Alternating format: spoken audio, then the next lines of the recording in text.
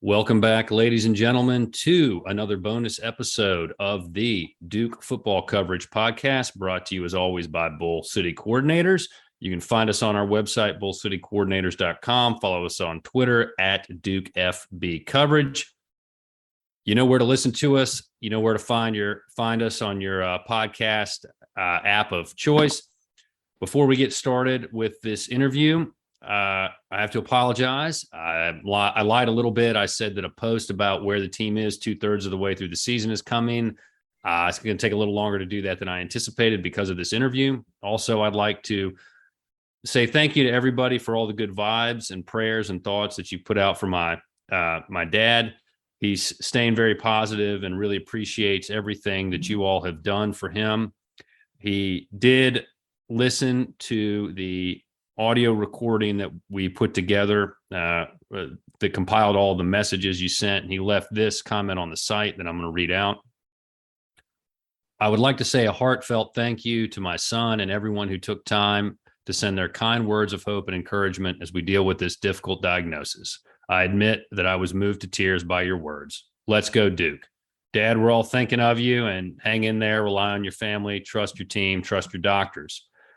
And with that out of the way, we're going to bring on our next guest. He's making his second appearance on the podcast. This is his first bonus episode.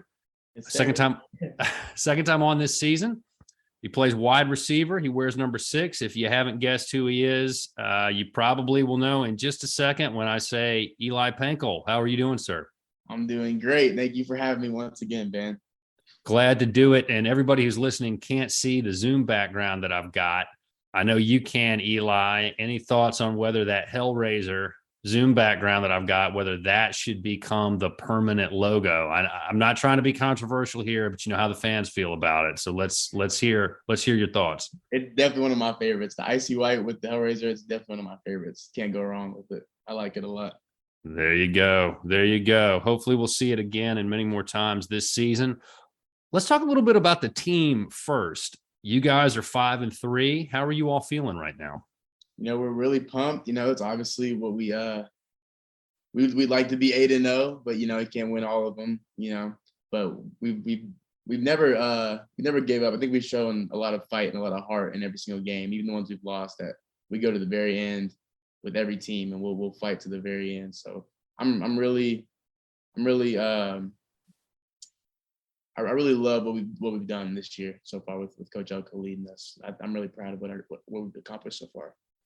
Well, not to talk about what came before this season, but when I talked to you before the season started, you were very upbeat, very positive. Everybody was.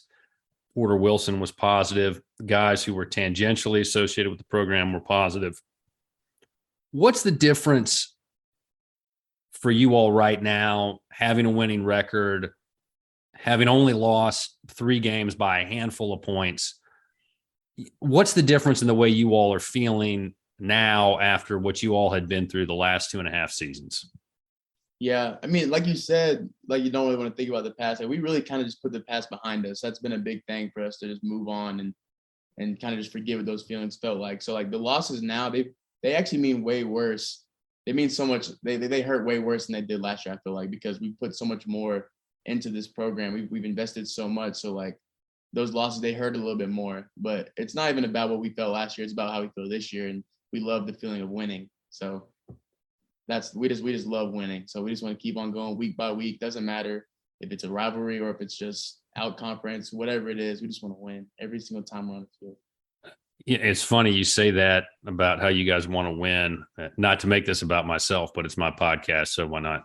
Yeah, go ahead. Well, I'm a trial attorney, and where I cut my teeth trying cases was representing plaintiffs in medical malpractice cases. And little secret, you don't make your money trying medical malpractice cases. The ones that are really good, they're going to resolve before you try them. And I swear, man, there are a couple of losses from 6, 8, 10 years ago. I still can't get over them. Right. I mean, they haunt you. There was one case up in Lynchburg every medical provider that I've asked about the case said, well, that lady clearly is having uh, a warning that she's about to have a subarachnoid hemorrhage. She needs to get an imaging study right away. And if they don't intervene, she's probably going to die. And that's exactly what happened. And we lost that case. It took me, man, it must have took me 5 years to get over not winning that case. And there's a couple others that I could get into, but I started thinking about that when you said the losses hurt a lot, now, and no matter what you do in your future career, you will have that same feeling. I mean, some of those just really stay with you. And I think they define you more than the wins in some respects. I feel like you can let it get to you that way, but at the end of the day, it's your career and you can dictate what you want to do. So like, I feel like the way you look on it really matters the most. Like, I'm sure you had some tough losses, but your wins definitely outshine the losses. They got to. Yeah, it's funny. I remember there was a case that we lost in, I think it was 2016. I think Daniel Jones' first year as a starter. I was trying a case in Newport News and just got the living, it went on for about a week and a half. It was just a brutal case. And that drive home, like 3.5 hours back to Roanoke, was so painful. Yeah.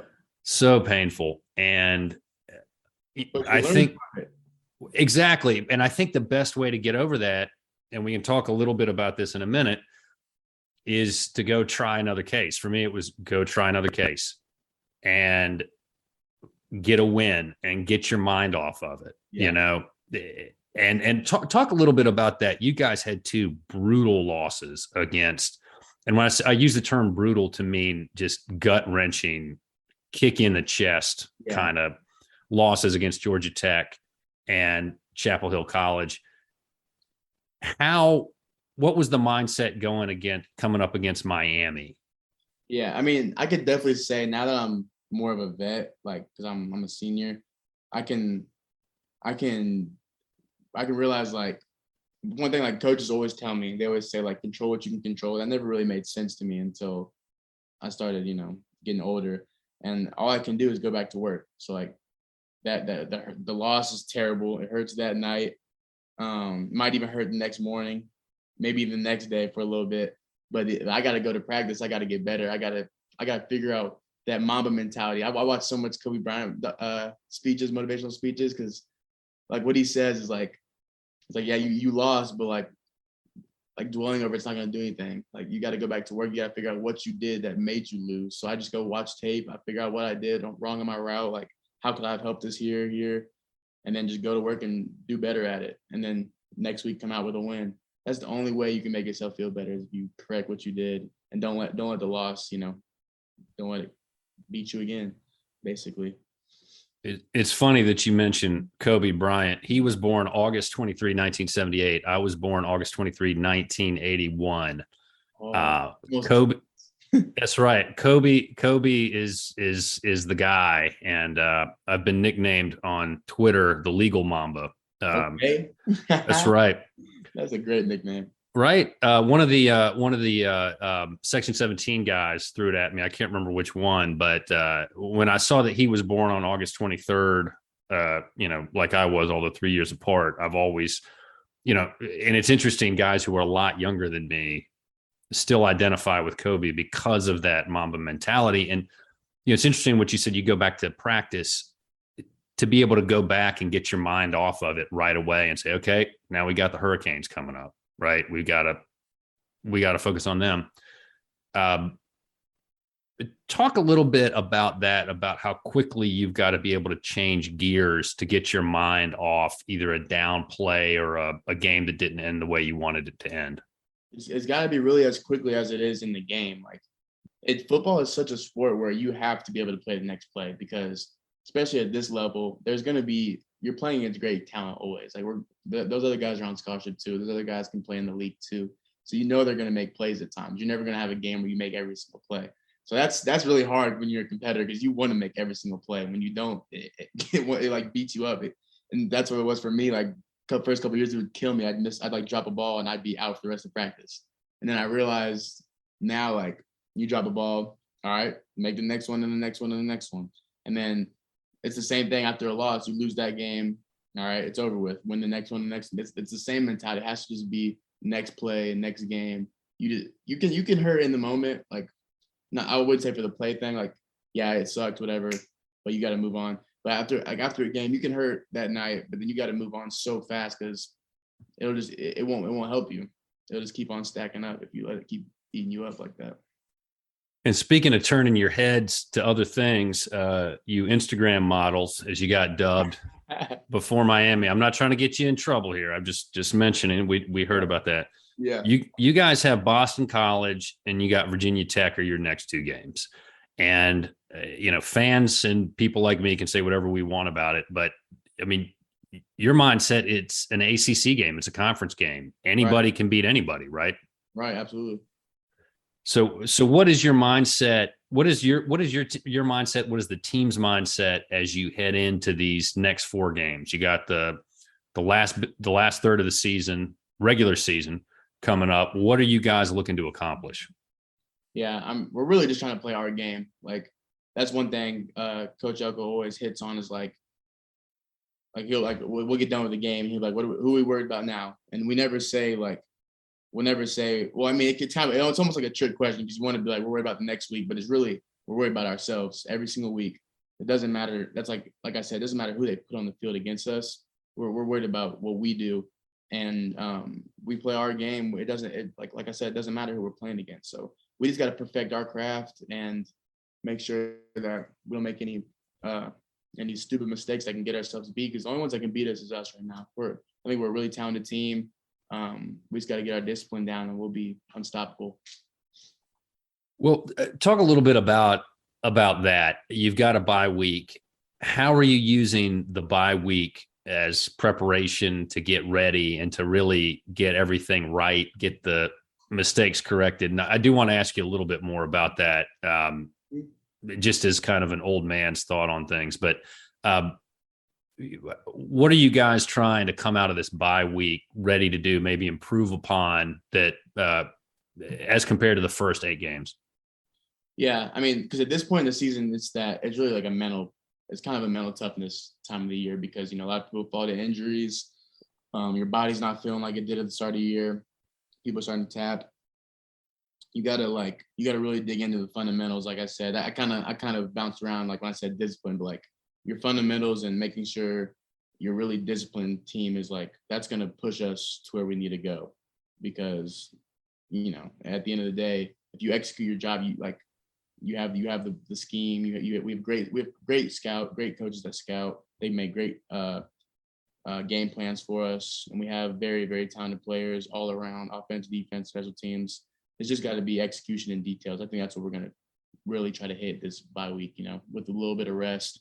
Obviously, after 8 weeks, we need it, but then just really hitting the details on everything. Turning a little bit to one thing that's come up a lot is, you mentioned this some about execution and fundamentals. Penalties have been an issue, and we've seen them at critical moments. I read more of the rule book than I ever had in my life to do a breakdown of what I actually think was the correct call against Georgia Tech by the letter of the rule, maybe not necessarily how often it's called. Right. But one thing I always remember is before I think the first jury trial that I participated in, it was a medical malpractice case and it was a general surgery case, and the general surgeon expert we had said, look, man, one thing you got to keep in mind, even the best make mistakes. You watch an NFL game, there's a whole bunch of penalties. So I know you guys try to root that out, but at what point does it go from, okay, we had 3 penalties, not that big of a deal, to God, we had 8 penalties. This is a problem. At what point do you guys, as older leaders of the team, kind of hone in and say, hey guys, we've got to cut this out? Because you're going to have mistakes no matter what. Right. That's kind of difficult. It's kind of a tricky question too, because like if you really think about a football game, it kind of seems like, man, that penalty is the reason why we lost. But then you look back at the game, there was a penalty before that cost us a touchdown, and we lost by 3 points at the end of the game. So like you only look at the end or like where it really stands out, but throughout the course of the game, there's plenty of things that could have changed the outcome of it. So it's just like, I guess just it kind of goes back to having the fundamentals and being able to really to really especially dial in on not making mistakes at the end of the games, because that's when it seems like they really stand out. But you don't want to take the effort out of anybody. It's not like the one that you talking about, Georgia Tech. It was a great effort by our player, great block. It just happened to throw the flag. That was a really tough one, but I guess just really just trying to make our guys just like understanding those type of moments. You got to be extra careful, but that's kind of hard. It's easier said than done in a football game. Right. And what you're talking about, and I think this is interesting, and I'd like to explore it a little bit, is the end of the game penalties naturally get a lot more attention because you don't have time to overcome them. Right. Right. And so we forget about the penalties that preceded that. And what I had written after the Georgia Tech game, I think were, hey, there are 5 reasons why this penalty really didn't affect the outcome of the game. Right. That's so true. When I went and broke down the rule for that game, my initial thought as I was describing it to my buddy Tim, and he had the same thought, was it's a lot for a kid who's maybe 18 or 19 to keep straight in his head about where he's got to be, right? And when he's got to be there. And if they never really call it, you can't really get upset at him if the guy who's out of position all of a sudden decides to call it. Right. I'm just kind of curious, kind of what the mindset of the coaches has been in that moment where, hey, we got a penalty that got called at an inopportune time. Talk to us maybe a little bit about how your position coach or your offensive coordinator, how they kind of try to pick you up and get your mind off of that. Yeah, I mean, they never point the fingers. That's the best thing about them. They're not gonna be like you're supposed to do this. The first thing they always do is like that it's a tough call. That's on us. We're gonna make sure we work on this in practice. So like that specific play, there was a little tunnel screen.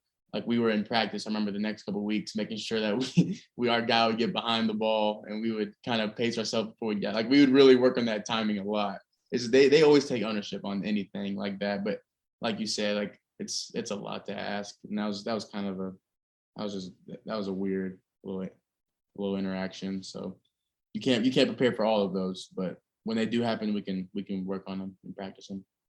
And I thought Coach Elko showed a lot of leadership in the press conference after the game, and not the one immediately after, but the one for the week coming up, where he just said, I hadn't seen it called, but he never said it was the wrong call, and he didn't get in an argument with the officials. He didn't sit there and say, this call cost us the game. I thought he took a very reasonable approach, and I think you guys responded to it. You came out and played great against Carolina. I mean, I don't think there was a ball that the defensive backs didn't get their hands on against Miami. I mean, right. I think you guys responded to the tone that was said about that. And it's been, those last 2 games have been really fun to watch you guys play. Of course, it has been all season, but since we are talking about penalties, is there a rule in college football that says it's legal to hold Dwayne Carter? I'm just curious what you guys think about that, because it seems like those flags seem to disappear a lot. Right? Nah, that's crazy. They definitely need that is crazy. He would because Dwayne's a beast, and they hold him all the time. They definitely have something going on over there. I don't know what it is. Well, he looks a lot, and I don't mean this in a negative way, he looks a lot bigger, stronger, and faster than he did last year. A lot of you guys do. And and we'll talk about this in a minute, you look a lot more explosive. Where's that coming from? What's been responsible for that? That's Coach Feely right there. You can look him up. Coach Feely, that man got us right. I'm not gonna lie, that was the hardest training I've ever had in 4 years. Actually, in 22 years. Well, that's great to hear. I've heard some great things about him, and I'm glad we keep singing his praises. Yeah, before we get into you personally, you have a lot of guys in that wide receiver room who can catch the ball. Oh yeah, absolutely. Talk to us a little bit about what that room is like and about how you guys get along. Yeah, we're super tight. We call ourselves the slide outs. We have a little group slide outs, but yeah, super tight group. We're always clowning around, but like At the Pinnacle, though, we're really competitive. Every single person in that room is competitive as can be, and we are fighting all the time. Whether it's on the field or in the meeting room, clowning around or anything, we'll be joking around, or we go really fast from joking around to pushing each other, and it's all love all the time. So, but I love that group, and out of all my years being here, it's probably my favorite group. I'm gonna be honest. Well, Jordan Moore almost had the catch of the season against Miami. Crazy. I just saw it today. I had to listen to the game. I had a pretty nasty cold last week, and I didn't want to get anybody sick. And I saw a clip. I think it was Duke fan account posted it, and I said, "Oh my God, if he brought that down, he'd be in the big leagues right now. They'd have just brought him up." No, that was bad. That was gonna be nasty. I didn't even see it because I was on the other side of the field. I was running a little route too, and then I saw it on the little jumbotron after. I was like, "Dang, that would have been nasty." But what has the addition of Jordan Moore been like for you guys? I can tell you my perspective, but that's worth what you pay for it. But I'll do it anyway because it's my podcast. Go ahead. It seems like he helps open up a lot of routes. Absolutely. Him coming over the middle, him doing those little quick routes, it gives you guys time to get separation. It helps. I mean, the way y'all are running the ball is a whole other topic we could spend hours on, but it seems like he really helps give Riley a target and then helps you guys get open. Am I on to something there or am I off base? Yeah, no, you're definitely right. At the end of the day, he's just someone we need on the field. He's a crazy athlete. And when I was talking about competitiveness in the room, like he's top dog, one of the most competitive people I've ever seen in my life. Like we used to do these one-on-one workouts and during the spring, and he wasn't really the strongest guy or the biggest guy, but he was the biggest fighter. I think I went against the whole spring workouts. That dude is crazy. But yeah, he gives his all the time. He's super quick and he'll get open. And he's also been making improvements in the blocking for the run game. So yeah, he works hard. Well, Carlos Ray and I talked about this on one episode earlier this season. You got to have a little bit of that crazy in you, to succeed. That's right. That's right. Well, let's talk about Eli Pancol a little bit. All right. I kind of do this backwards where I talk about the team first, because from doing all these interviews, I get the sense that you guys get a little uncomfortable talking about yourselves and you more prefer to talk about the team. So that's why I kind of transition to it this way. My view on it is you're having your best season that you've had in Durham. Do you agree with that? I think that's a very accurate statement. What's the biggest reason or collection of reasons behind it? Yeah, definitely me just understanding the game of football a lot more and becoming a more complete receiver. So like I was always really raw receiver. When I came out of high school, I had only had like 2 years because I started really late playing football, and so I never really learned how to run routes or how to do releases. And so when I got against better competition, I couldn't just rely on my athleticism. I had no real technique. But now, obviously, I've gotten a lot stronger, but I've gotten a lot more confident in myself and my route running and understanding how defenders play. That's just been able to make me, like, my football IQ's just gone up a lot more, and it's been able to make me get open and make some more plays that I could have made years before, but I just didn't have the mental part to it and the technique to it. So just really focusing on those things has improved my game a lot. And I think it's only going to keep improving as long as I keep investing. Well, you're, I think, 3 catches away from reaching your season best of 24. I think you have more yards this season than you've had in any other season. And your yards per catch is up by almost 3 yards per reception. To the extent you're allowed to talk about it, and I know you probably had to sign 17 non-disclosure agreements, but to the extent you're allowed to talk about it, tell us a little bit about how you're being utilized maybe a little bit differently this year that's allowed you to be as successful as you've been so far. Yeah. I think they use me as like, because I'm one of the bigger receivers that we have. So they like me in a lot of one-on-one matchups when it's like, just throw the 50-50 ball. And I think I'm a pretty good, like,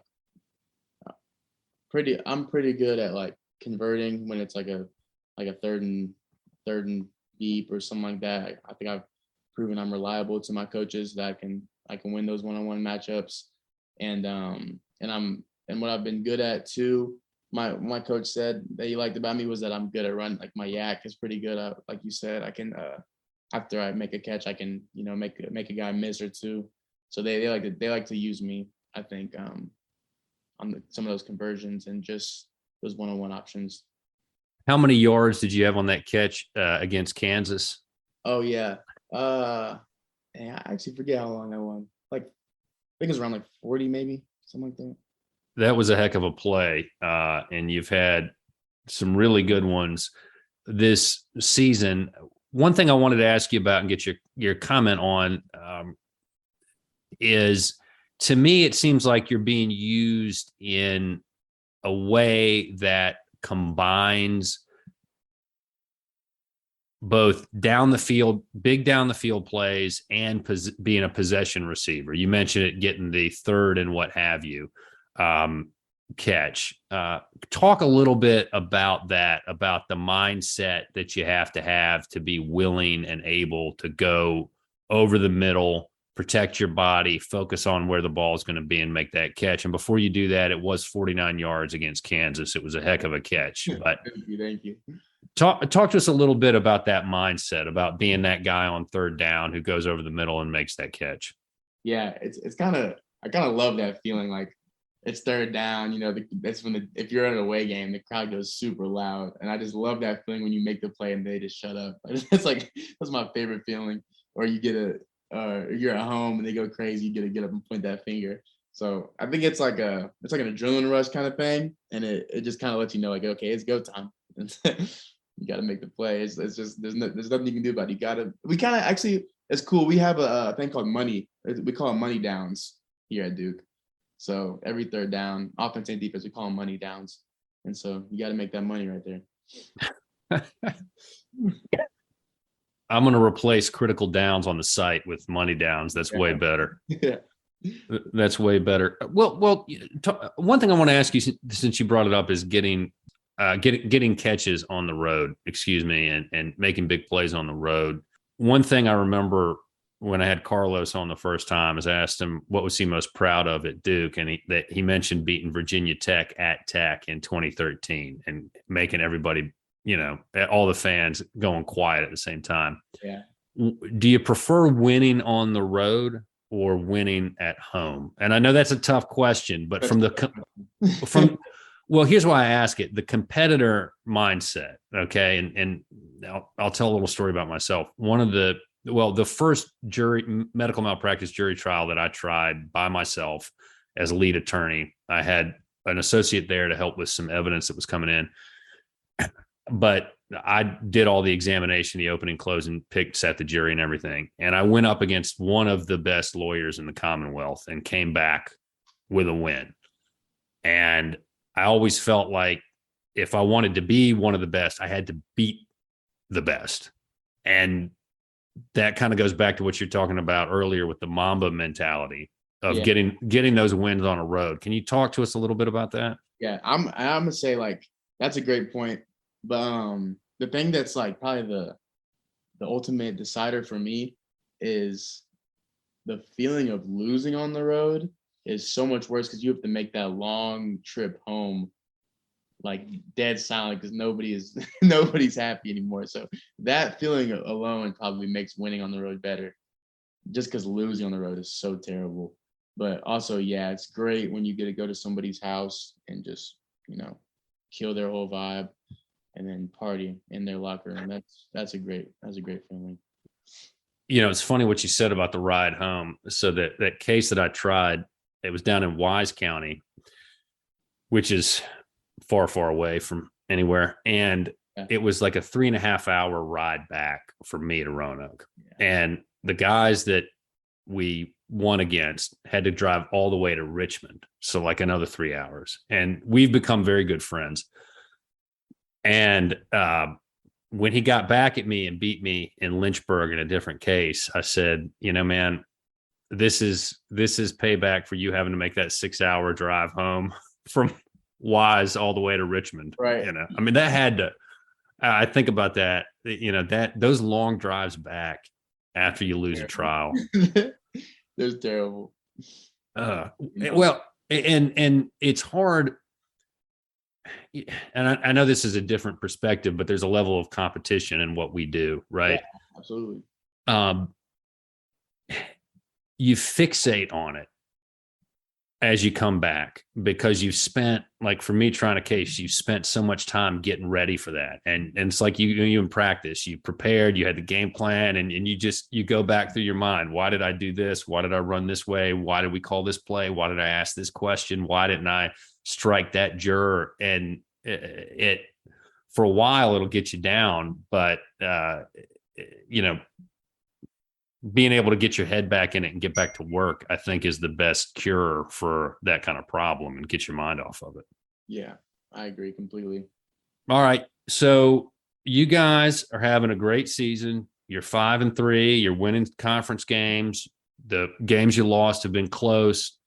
What should we be looking for over these last 4 games? Yeah, I think I think what we're trying to do, like, obviously we want to finish games better, win the fourth quarter every time, but like we don't even want to make the games close. Like that's never even a goal. So like the win against Miami was kind of how we want to finish our season. Like we want our games to end like that. We're just dominating teams because we have the better plan, we execute better, we make fewer mistakes. That's how we want to finish. But ultimately we just want to come down with wins. So we have the Coach Elka mentality where we just have our grind, the GRIND, that G stands for grit. And he's the most gritty person I think I've ever met. Like you said, when you were saying how he doesn't complain about the call being bad, he just said they don't call them much. Like he's never going to complain about anything. He's going to find a way to get the win no matter what the circumstance is. And so that's what we're really focusing on, is just getting that win no matter what it takes.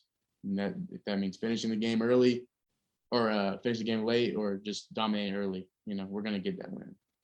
So it's interesting that you say that, because one thing I've noticed about the defense, and I know you may not want to comment on them, but they're doing a really good job of bending but not breaking, and keeping you guys with a chance to make plays. And then Riley comes in and does his Cirque impersonation and gets a big run and doesn't slide. I mean, you can tell us whether the coaches feel okay about that in the film session later, but talk a little bit about that, about what it takes for you guys to not get overwhelmed by the moment. And because there have been times where teams have come out to lead and gotten leads on you guys, and you just kind of settled down and hung around, and then things started to click. Talk to us a little bit about that mindset. Yeah, that's super interesting, because like I remember when I was the first couple of years when I was playing, like we'd go down a couple touchdowns, I'd be like, man, the game's it's over. Like we lost all our momentum. But now that never feels like the case. We'll be down 2 or 3 touchdowns, and it feels like we're right in it. We'll just be like, all right, we just need to score right here. We just need to make a play this drive, and we're very capable of doing that. I think we've just built so much confidence in ourselves and knowing that we can do pretty much whatever we want to do, as long as we just everybody does their job. We're perfectly fine. So it's really just staying calm and doing what we know how to do. It's never really too stressful, honestly. Like the Carolina game, we had like 16 seconds over the end of the game. We were all ready to go win that game. Like we weren't really stressing that bad. We were ready to win.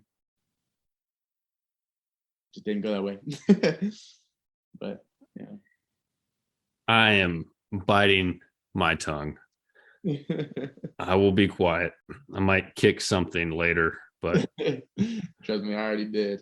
Well, that anyway. Okay. Yeah. All right.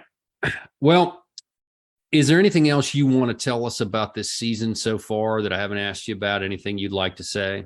I would just like to say thank you to every single supporter out there, all the Duke fans. They make this so awesome.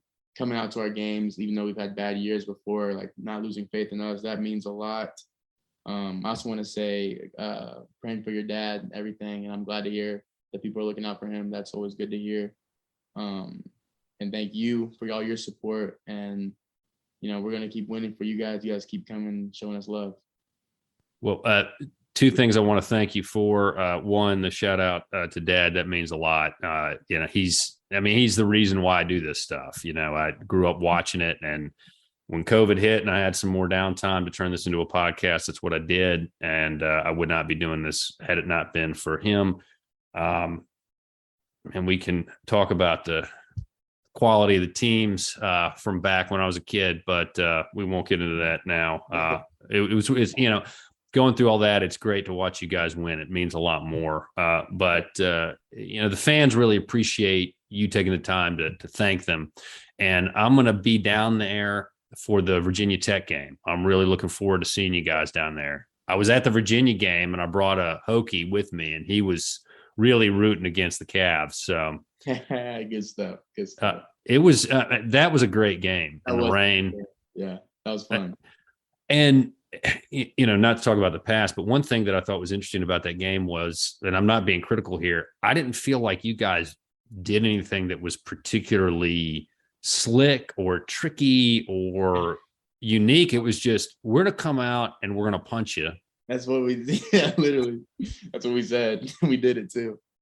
Oh, yeah. I mean, it was, and I had that conversation with Steve Weissman when we did the interview after that game. And I said, you know, am I missing something, or was it just, we're going to out physical you? He said, no, that's what I saw. You know, that's literally the whole mindset of the whole week was just, we're going to be more physical than you guys. That was it.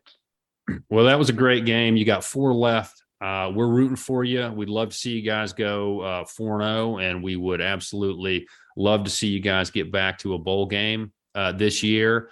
Yep. Hopefully you guys will.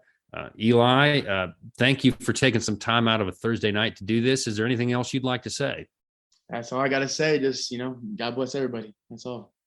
All right. You've got an Eli Pancol sweatshirt on. Tell us a little bit about that. I need to make sure you get a chance to talk about that. Yep. I got my little logo here. I'm going to put another thing. I've been working with this NIL called Millions. So I'm gonna put a thing out on my Instagram, and I'll put it on all social media. So everybody who's a fan of Duke or a fan of me, please go out and support. Get some merchandise. I'd love to send you guys whatever you want. And rock my gear, because that'd mean the world. Give us your Instagram handle so people can find you. Super simple. It's at Eli Pancol. Nothing crazy. No caps, no spaces. Just my name, Eli Pancol. And you said it's with Millions. Is that right? Yeah, that's what I'm working on. Okay. And tell us a little bit about that organization. Yeah, they're really cool. They do a lot for a lot of people, but I don't know if they just started working with Duke, but I know they just reached out to some of us. And they've gotten a couple. I know my roommate Jordan Waters, you guys can follow him on Instagram too. I don't know his exact tag, but I think you type in his name on Instagram, you can find him. He has his gear for sale as well. So shout out to him. A couple other guys I think are working on it too. But yeah, Millions is great. They work with a lot of pro talent, college talent. So they're awesome. Has the NIL been helpful for you? Yeah, for the most part. I mean, I haven't got any like huge things, which I would like to in the future, but for what it's been doing, it's better than nothing. So I like it a lot. Well, absolutely. Well, that's great.